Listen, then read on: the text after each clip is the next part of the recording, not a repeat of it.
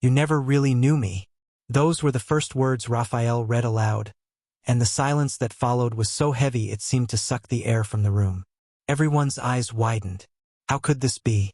Dona Helena, the most transparent, loving, and ever-present woman who ever lived, had secrets? 3 days after the funeral, Rafael found the letter hidden in a false bottom of an old sewing box. An envelope yellowed with age, sealed with red wax, contained a single sentence written in his grandmother's elegant handwriting. "To my family, when I am no longer here." Now, the entire Santos family was gathered in the living room of that house, which still smelled of lavender. Ricardo, the eldest son, had his arms crossed and his jaw clenched. Marcia, the middle daughter, was already wiping away tears even before knowing why. Paulo, the youngest, was sitting on the edge of the sofa, his hands clasped, praying softly. The grandchildren, the nephews and nieces, everyone was there. Everyone was waiting. Everyone was afraid of what was to come. Rafael swallowed hard and continued reading. "My dear children, grandchildren, and all my family whom I love so much, if you are reading this letter, it is because I have finally left. And now that I am no longer there to see your reactions, to feel your judgments, or to try to explain the inexplicable, I can finally tell the truth. A truth I have kept for over 60 years. You never really knew me. You knew the Helena I created, the woman I decided to be when I arrived in this city in 1962. But before that, I was someone else. I had a different name, a different life, a different story. My real name is not Helena Santos. It's Elena Kowalski. I was born in 1936 in Poland. Not in the interior of Minas Gerais, as I always said. My childhood wasn't spent on coffee farms, but in a small village near Warsaw, where my father was a blacksmith and my mother sewed for the wealthier families in the region. I was only 3 years old when the war began. I don't remember much of the first few years, but the images I retain are of terror, hunger, and darkness. My parents did everything to protect me and my older brother, Joseph. But in 1942, everything changed. Rafael paused. His voice was faltering. Marcia was already crying openly, and Ricardo had risen from his chair, pacing back and forth in disbelief. "That can't be true," he murmured. "Mom always told me about the farm, about the coffee plants, about—" "Let him continue," said Paul, his voice breaking. Rafael took a deep breath and returned to the letter.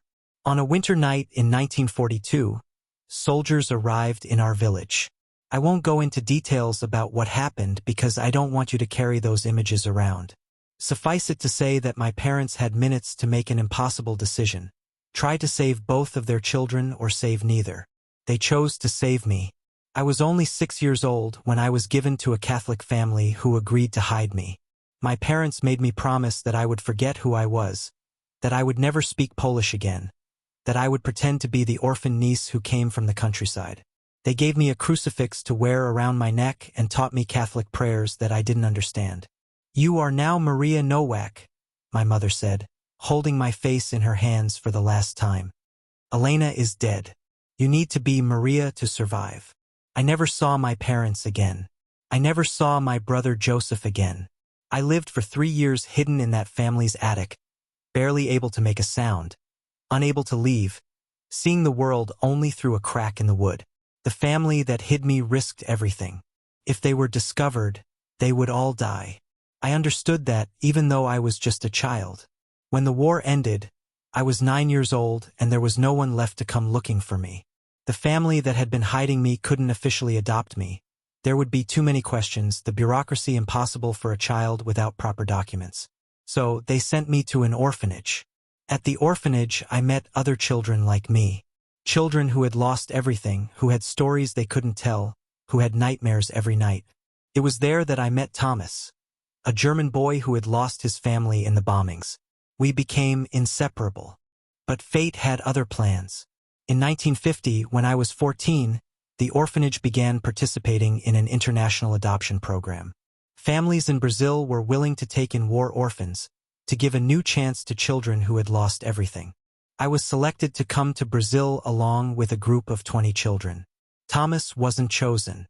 To this day, I remember him crying at the orphanage gate, making me promise I would never forget him. I promised, and I never forgot. I arrived in Brazil in March 1950. I was taken in by a family in Minas Gerais, the Santos family, who had no children and wanted a daughter to help on the farm and eventually inherit their land. They were good people but very strict. They wanted me to completely forget my past. "Here you start over," Mrs. Santos said on the first day. "You are Brazilian now. Your name is Helena Santos." And so, for the second time in my life, I had to kill who I was in order to survive. Elena Kowalski became Maria Nowak, who became Helena Santos. I learned Portuguese quickly. I worked hard on the farm. I tried to be the perfect daughter, to never cause trouble, to never ask questions about my past. The Santos family didn't want to know where I came from, and I didn't want to tell them. When I was 18, I met his grandfather, Antonio. He was the kindest man I've ever known. He worked as a mechanic in the city and would come to the farm to fix the machines. We fell in love immediately, but I had a huge secret. How could I tell him who I really was? How could I explain that I wasn't who my documents said I was? That my name was fake? That my story was made up? Rafael's voice was almost gone. He cleared his throat and continued. 3 months before we got married, I told Antonio everything. We sat under a yellow ipe tree, the same one, the one that's still standing on the farm, and I poured out my soul. I told him about Poland, about the war, about my parents, about Joseph, about Thomas. I told him about Elena Kowalski. I thought he would run away, that he would reject me, that he would tell everyone and I would be deported or arrested for using false documents. But he did something that changed my life for the third time. He hugged me. He hugged me tightly and said, "Your past doesn't define who you are. You survived. You're here. And I love the woman you've become."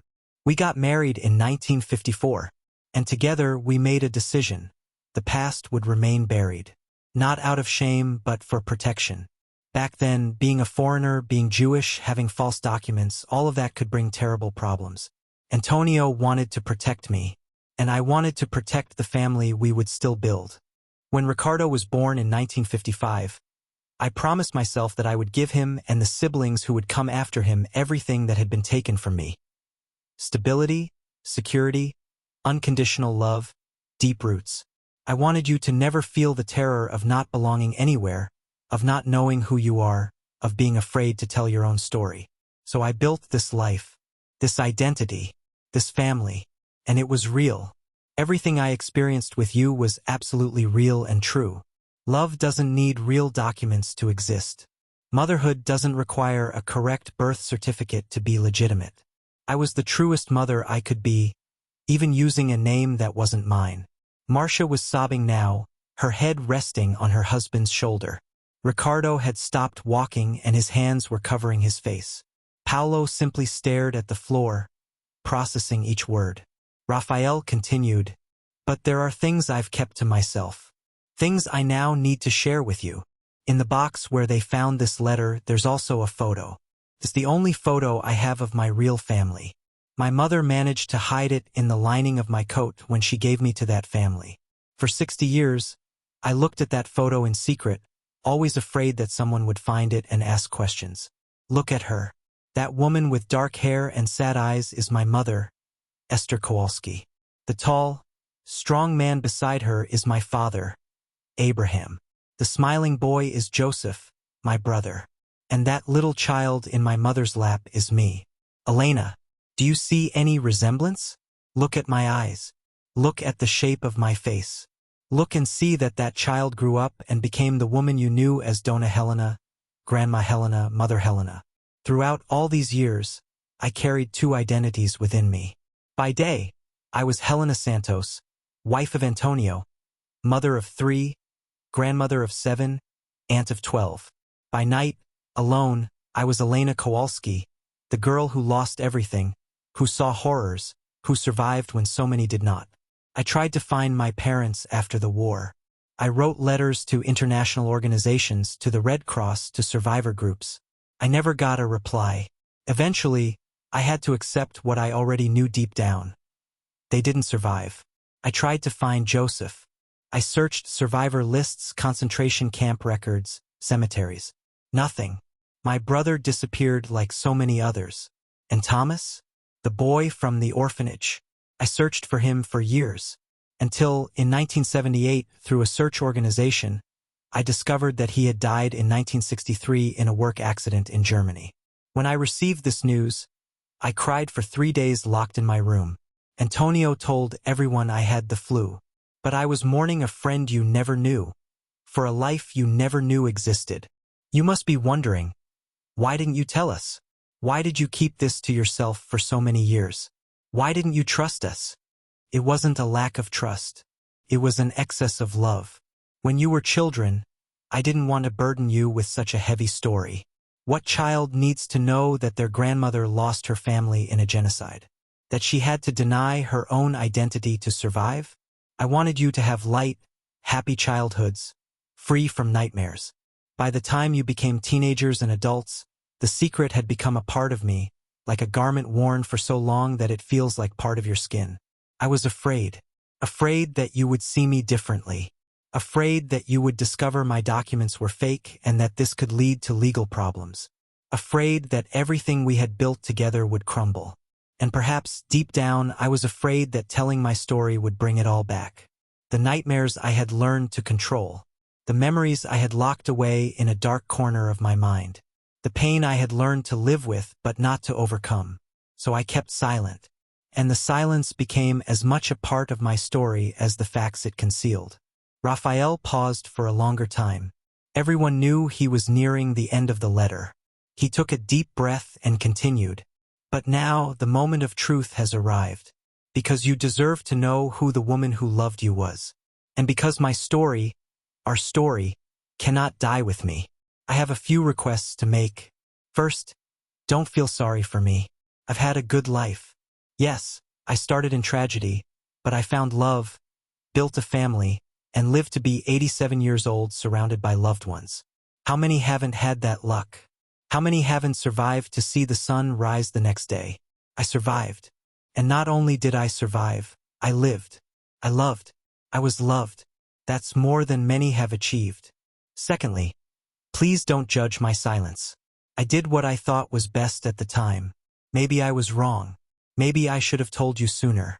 But every choice was made with love, with the desire to protect you and to protect myself. Forgive me if this silence caused any harm. Third, preserve my memory, but also preserve the truth. I am Helena Santos and Elena Kowalski. Both are real. Both are true. Do not erase either of them. Tell my complete story to your children, to your grandchildren. Do not let Elena Kowalski be forgotten again. Room. In the box, besides the photo, there are some papers. These are the only documents I managed to keep from my previous life. A piece of fabric from my mother's dress. A medal that belonged to my father.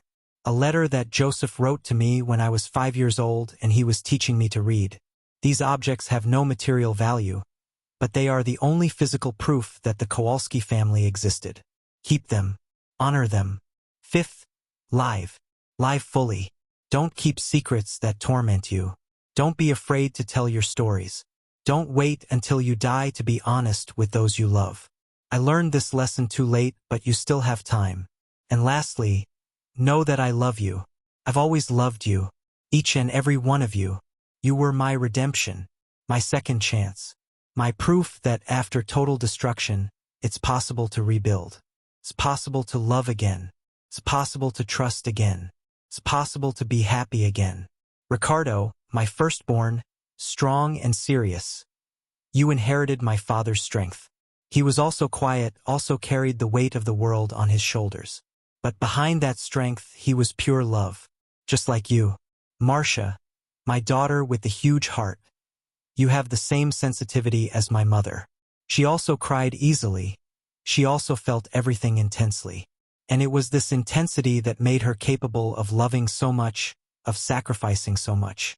Just like you. Paolo, my youngest dreamer. You remind me of Joseph. The easy smile, the ability to find joy even in simple things. Joseph had that. And I'm so happy to see that light in you. And to my grandchildren, To you who carry my blood without knowing the whole story of that blood. You are proof that life wins. That love wins. That hope wins. My parents did not survive, but their legacy did. It lives on in each of you. Thank you for being my family. Thank you for giving me a place to belong. Thank you for allowing me to be a mother, grandmother, aunt, friend. I lived 3 lives. Elena Kowalski, Maria Nowak, Helena Santos. But the life that mattered most, the life that was truly worthwhile, was the life I lived with you. Don't cry too much for me. I've already grieved a long time ago. Now finally I'm free. Free from secrets. Free from fear. Free to rest. And maybe, just maybe, wherever I am now, I've finally reunited with my parents, my brother Joseph, and my friend Thomas. Maybe we're all together again, and they can finally meet the amazing family I've built. Elena and Helena, the 2 of them, send their eternal love. With all my heart, Mom, Grandma, Aunt Helena, Elena. When Rafael finished reading, the silence in the room was absolute. Nothing could be heard except muffled sobs and the ticking of the wall clock, the same clock that Dona Helena religiously winds every Sunday. It was Ricardo who broke the silence first. He walked to the box on the coffee table and, with trembling hands, picked up the photograph. When he saw it, his legs gave way and he had to sit down. "Good heavens," he murmured. "It's her. It's Mom. The eyes, the smile. It's her." One by one, they all approached to see the photo. And it was true. There, in that yellowed and worn image, was a family that no longer existed. And in the center of it, a little child who would grow up to become the matriarch they all knew. Marcia picked up the piece of fabric from the dress. It was light blue with small embroidered flowers. "She wore this shade of blue all the time," she said through tears. "I always thought it was just a preference. But it was a connection. It was the only thing she managed to keep from her mother." Paolo held the medal. "This explains so much," he said. "The nights we woke up and she was in the kitchen, alone, staring into space. The moments when she seemed thousands of miles away. She wasn't distracted. She was remembering. She was with them." In the weeks that followed, the Santos family had to relearn everything about the woman they thought they knew completely. They discovered that she donated monthly to Jewish humanitarian aid organizations, always in cash, always anonymously. They found books in Polish hidden in the attic, with pages worn from being read so often. They found a diary she had kept for years, written half in Portuguese, half in Polish, where she processed her 2 identities. Today Ricardo turned 10, read an entry from 1965. "I made a chocolate cake, his favorite. While we were singing Happy Birthday, I remembered that Joseph would be 29 years old today. Did he also like chocolate? I'll never know." Another entry, from 1983, "Marcia is pregnant with her first child. I'm so happy that I'm going to be a grandmother. But I'm also sad because my mother never got to meet her grandchildren. She would have been an incredible grandmother. I try to be the grandmother she would have been." And one from 1999, "Antonio turned 80 today, 45 years together. He's the only person who knows all versions of me and loves them all equally. How lucky I am." The revelation changed the Santos family in ways no one could have predicted. Ricardo, who had always been pragmatic and business-focused, began to value stories, memories, and legacy more. He started recording interviews with the oldest members of the family, determined that no story would be lost again. Marcia found purpose in connecting her family with their newly discovered Jewish roots. She began studying the culture, religion, and history. She organized a trip to Poland, where the family visited the village where Elena was born, or what remained of it. Paolo, who has always been the most spiritual of the 2, found in his mother's story confirmation that love and resilience are the most powerful forces in the universe. He wrote a book about her, which became a local bestseller, inspiring others to tell their own hidden stories. The grandchildren, each in their own way, carried on the legacy of their 2 grandmothers, Helena and Elena. Some added the surname Kowalski to their own, honoring the family they never knew but who were now a part of them. 2 years after the discovery of the letter, the Santos family organized a memorial. It wasn't in a Catholic church, as Dona Helena would have expected. It was in a community center, open to all religions, all cultures, all stories. There, they set up an exhibition. On one side, photos of Helena Santos. Weddings, young children, birthdays, graduations, her children's weddings, the births of her grandchildren. The life everyone knew. On the other side, Elena Kowalski's few belongings. The family photo, the fabric of her dress, her father's medal, Joseph's letter. The life that almost no one knew. And in the center, connecting the two sides, a phrase that summed it all up. One life doesn't erase another. Both were real. Both were true. Both deserve to be remembered. Dozens of people showed up for the memorial. Many of them were war survivors, refugees, immigrants, people who also lived with double identities, guarded secrets, untold stories. Dona Helena's letter gave voice to them all. Rafael, now 32 years old and a father of two, was standing in front of the exhibition, explaining his grandmother's story to anyone who would listen. An elderly woman approached him with tears in her eyes. "Thank you," she said. "Thank you for sharing her story. I also came from Europe after the war. I also changed my name. I also kept secrets. But after hearing about your grandmother, I will tell my children. They deserve to know. And my story deserves to be preserved." And it was at that moment that Rafael fully understood his grandmother's last request. She didn't just want her family to know the truth. She wanted her story to inspire others to be brave, to be honest, to be whole. That night, Rafael returned home and picked up the diary he had been writing for his own children. At the top of the next page, he wrote, "Your great-grandmother taught me that carrying heavy secrets doesn't make us stronger. It makes us lonelier. So, I promise to tell you all the stories. The beautiful ones and the difficult ones. The proud ones and the shameful ones. Because you deserve to know where you come from. And because our family no longer holds secrets that define us." A letter. Just a few handwritten pages, hidden at the bottom of a sewing box. But those words changed everything. They changed how a family understood its past. They changed how they saw themselves in the mirror. They changed what they considered important. They changed what they chose to preserve and pass on. Dona Helena, or Elena, or whatever name we call her, left us with a powerful lesson. Our complete truth deserves to be known. We don't need to carry our burdens alone. We don't need to hide parts of who we are to be loved. And perhaps the greatest lesson of all, it's never too late to tell our story, even if it's after we're no longer here to see the impact it will have.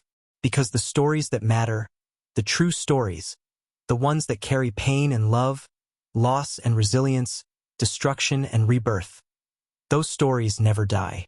They transform, they grow, they inspire, and they change everything. This story reminds us that each person is far more complex than they appear on the surface.